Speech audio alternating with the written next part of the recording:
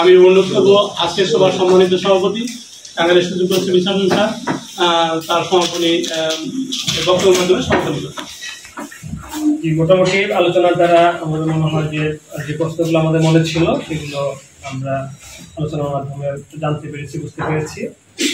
তো এখন শুধু ধন্যবাদ দিতে চাই এই দুর্যোগপূর্ণ আবহাওয়ার মধ্যেও আপনারা যে এসেছেন এবং কথাগুলো শুনেছেন, আমাদের সাথে প্রশ্নোত্তরে অংশগ্রহণ করেছেন, সেই জন্য আপনাদেরকে আন্তরিক ধন্যবাদ এবং কৃতজ্ঞতা জানাই।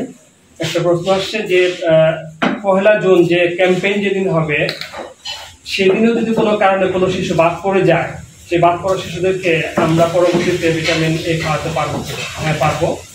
আমাদের হাসপাতালগুলোতে সবসময় যে কোনো দিন গেলে বাদ পড়া শিশুদেরকে কিন্তু আমরা ভিটামিন এ খাওয়াতে পারবো।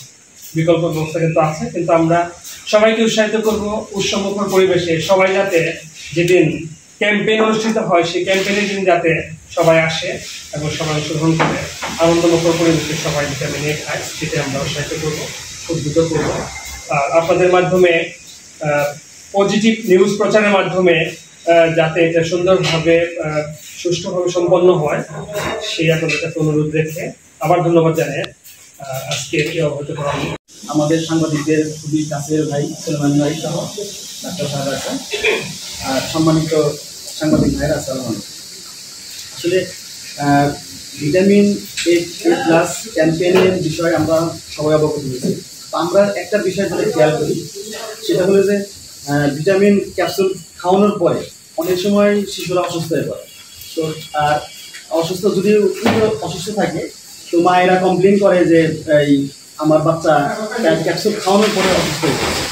তো তখন এটা সাংবাদিকদের নলেজে আসে, সাংবাদিকরা তো দেখে যে আসলে এলাকায় বা কতজন ক্যাপসুল খাওয়ানোর পরে অসুস্থ হয়ে পড়ছে। তখন কিন্তু সাংবাদিকরা নিউজ করে যে ক্যাপসুল খাওয়ানোর পরে ভিটামিন এ প্লাস ক্যাপসুল খাওয়ানোর পরে শিশু অসুস্থ হয়ে পড়ছে বা জেলায় 15 জন 60 জন অসুস্থ হয়ে পড়ছে। তো আমরা সেটা একটা সামারি নিয়ে আমরা নিউজ করি। তো সেটাও খেয়াল রাখতে হবে আমাদেরকে যে আসলে ভিটামিন এই ক্যাপসুল খাওয়ার পরেই অসুস্থ হলো না সে আগে অসুস্থ ছিল, এই বিষয়গুলো আমাদের একটু খেয়াল রাখতে হবে।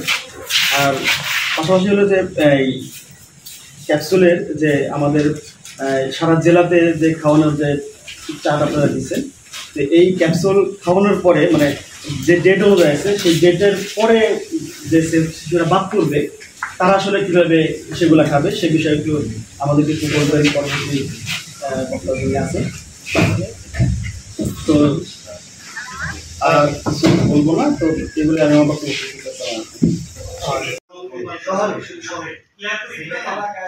আমাদের ওই দিন যদি আবহাওয়া খারাপ থাকে আমাদের কিন্তু নিয়মিত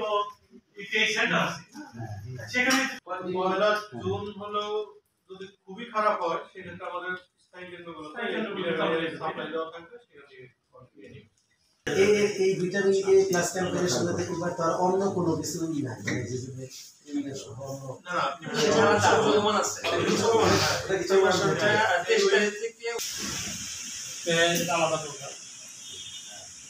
আমরা তাহলে কি শেষ করতে পারি? হ্যাঁ,